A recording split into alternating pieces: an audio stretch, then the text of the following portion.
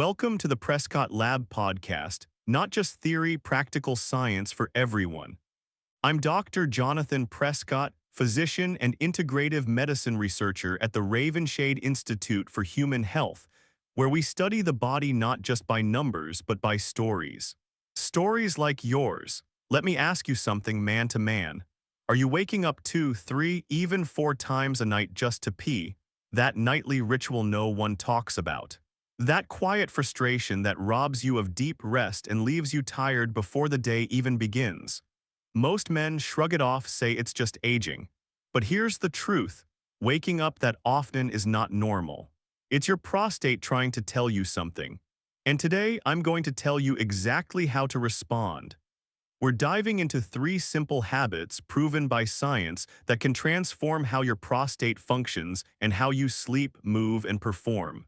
And trust me, the 3rd habit, it'll surprise you. But before we go deeper, let me invite you into something important. If you haven't subscribed to this channel yet, now's the time. And hit that like button, not for me, but for you. Because when a man chooses to care for his health, even just by listening to the right words, it's like something shifts, the body hears it, the mind follows, the momentum begins. So let this be your moment. If you believe your health matters, if you're tired of shallow answers and want real solutions, tap like right now. And may every man who taps like today find deeper sleep, clearer strength, and the kind of peace only true health can bring. Let's begin. Habit 1, water done right. I remember talking to Robert, 69, from Oklahoma. He said, "Doc, I drink plenty of water, still getting up 4 times a night. What gives?" I smiled and told him it's not about how much you drink, it's when you drink. That's the difference between just surviving and truly supporting your prostate. You see, after 60, your prostate begins to swell subtly, like a ring tightening around a pipe. That pipe is your urethra. And when you flood your system late in the day, your bladder doesn't rest, your prostate stays irritated, and your sleep wrecked. So here's the shift. Drink most of your water before 4 p.m. Front-load your hydration like loading logs into a daytime fire. After dinner, cut back, just sips, nothing more. Studies, real, peer-reviewed ones, have shown this alone can reduce nighttime trips to the bathroom by 30–40%. Not magic, just biology respecting rhythm. And let me ask you this, have you ever tracked when you drink most of your fluids, morning, afternoon, or night? Drop it in the comments. You might be surprised what your own habit reveals. Also, if any part of this already makes sense to you or sounds like something worth trying, take a second to tap that like button. It tells the algorithm you want more real, practical health advice, not just noise. Let's make sure your bladder starts serving you again, not the other way around. He laughed and said, "Sit in my chair, doc. Maybe watch the news, maybe a nap if I'm lucky." That chair time, as I call it, is quietly working against you. Here's what science tells us. After every meal, your blood sugar spikes. Those spikes are like tiny sparks of inflammation burning through your body, your heart, your nerves, and yes, your prostate. Now, if you sit still, the fire keeps smoldering. But if you walk, even just 10 or 15 minutes, your muscles pull that sugar out of your bloodstream and use it as fuel. The spark dies before it turns into a problem. A study published in Diabetes Care found that a short walk after each meal was even more effective for controlling blood sugar than a single 45-minute session. That's not theory, that's data. And when blood sugar stays steady, inflammation drops. Your prostate gets the quiet it needs to function without constant irritation. You don't need to power walk, no gym membership. Just a slow, mindful stroll around the block. Feel the ground under your feet. Let your body shift gears. Let me ask you this, do you have a favorite time of day to take a walk?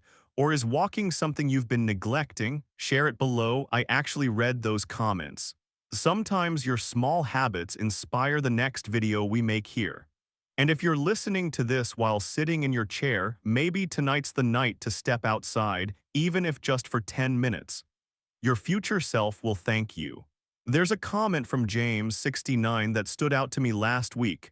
"Doc, is it really true that Well, ejaculation helps the prostate. Another one from Edward74 chimed in beneath it. I've heard this from a buddy, but never from a doctor. Can we get the facts? Let's have that honest talk like men. There's a reason Harvard researchers followed over 30,000 men for nearly 20 years to understand this exact topic. Their conclusion: men who ejaculated around 21 times per month had up to 33% lower risk of prostate cancer. Why? Because ejaculation isn't just a release. It's a cleanse. Think of it as flushing out the old oil in your engine, removing dead cells, secretions, and toxins that otherwise just sit there, stagnating, irritating the gland. This has nothing to do with pleasure and everything to do with health. And before you roll your eyes or feel embarrassed, let me say this plainly. Whether it's with a partner or solo, what matters is frequency, not form. If you're in your 60s, 70s, even 80s, this is still valid science for your body. Now, I know some of you might be raising an eyebrow, and that's okay. But if you're here to fight inflammation and protect your freedom as a man, this is part of the strategy. So let me turn the table on you. Is this the first time a doctor's ever said this to you out loud without shame? Comment 1 if yes and 0 if someone already told you. I'm curious how deep the silence really runs. Because breaking that silence, that's how we reclaim our health. Habit 3: Natural prostate cleansing. There's a comment from James, 69, that stood out to me last week. Doc, is it really true that, well, ejaculation helps the prostate? Another one from Edward, 74, chimed in beneath it. I've heard this from a buddy, but never from a doctor. Can we get the facts? Let's have that honest talk like men. There's a reason Harvard researchers followed over 30,000 men for nearly 20 years to understand this exact topic. Their conclusion: men who ejaculated around 21 times per month had up to 33% lower risk of prostate cancer. Why? Because ejaculation isn't just a release. It's a cleanse. Think of it as flushing out the old oil in your engine, removing dead cells, secretions, and toxins that otherwise just sit there, stagnating, irritating the gland. This has nothing to do with pleasure and everything to do with health. And before you roll your eyes or feel embarrassed, let me say this plainly. Whether it's with a partner or solo, what matters is frequency, not form. If you're in your 60s, 70s, even 80s, this is still valid science for your body.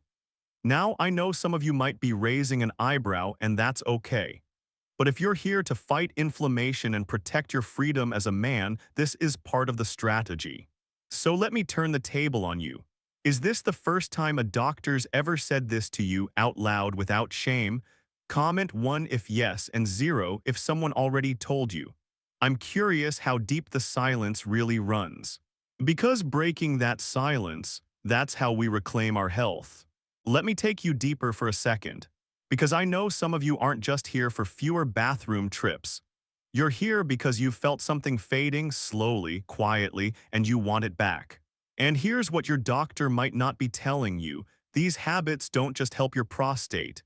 They can reignite something much more powerful: your testosterone, your energy, and yes, your desire. Let's break it down. Hydration done right reduces cortisol, your stress hormone. Less stress means more room for testosterone to thrive. Light walking after meals doesn't just manage blood sugar. It increases insulin sensitivity, and that's tied directly to better hormonal balance. And that last habit, that regular release, it's not taboo, it's biology. It tells your body, this system matters, keep it healthy, keep it alive. Your testosterone isn't just about muscles or libido. It's about vitality. The fire in your brain, the bounce in your step, the edge in your voice. And when these 3 habits align, you start waking up feeling like you again. But let me flip it back to you. Which of these matters most to you right now? Better sleep, more energy, stronger intimacy. Tell me below in one word, just type sleep, energy, or desire. Your comment won't just help me tailor future episodes. It might also help another man reading know he's not alone. And hey, if you haven't subscribed yet, You know what to do. Go ahead and hit that button not just for the algorithm, but for your own algorithm. Your body's waiting for you to show up. Let's be brutally honest for a moment. Most men who start this never finish. Not because it doesn't work, but because they expect magic instead of momentum. They drink one glass of water, take one walk, touch themselves a few times and say, "Why isn't my prostate healed? Why am I still waking up at night?" Brother, you didn't get here in one day, and you won't get out in one night. Here's the truth no one wants to hear. The real killer of male vitality is not age, it's inconsistency. You start strong. Then you get busy, you forget, you fall back into the habits that got you stuck in the first place. And slowly, quietly, the problem creeps back in. But listen, I don't say this to shame you. I say this because I've been there too. And I've seen hundreds of men finally break through when they realized one thing: this is not a pill, it's a practice. You don't try these habits, you live them. You let them reshape your mornings, your evenings, your sense of pride, until one day you wake up and realize you're not just peeing better, you're living better. So here's my challenge: if you're still here watching this, don't just watch. A comment below with the word committed. Let it be your small declaration that this time you're in. No more dabbling, no more disappearing, you in. Let's keep going. A simple night routine to lock in the results. If you've come this far, you've already done the hardest part. You stayed, you listened, you cared. Now let's make sure you don't just know the habits, you live them. And it starts tonight. Here's your simple bedtime routine. Step 1, stop drinking water 2-3 hours before bed. Step 2, take a slow 10-minute walk after dinner, even if it's just around your living room. Step 3, if it's safe, natural, and comfortable for you, finish the day with an orgasm. Don't overthink it. You're a man, you have a prostate, it's not shameful, it's biology. You do these 3 things calmly, consistently, and your body will thank you. Not just your prostate, your energy, your sleep, your confidence. Now let me speak to the man watching this with quiet hope. Maybe you've tried things before and felt let down. Maybe you're skeptical but curious. Maybe you've been too embarrassed to ask for help. To you, I say this: you're not broken, you're not too late, you're just getting started. So do me a favor. If you found even one sentence today that made you think, "Oh yeah, I needed to hear that," then please tap that like button. It helps this message reach another man like you who might be searching in silence right now. And if you haven't yet, hit subscribe. Not for me, for yourself. Because you deserve a space where your health, your masculinity, and your future are treated with respect, not shame. Finally, leave me a comment below. Let me know, which habit are you going to start tonight?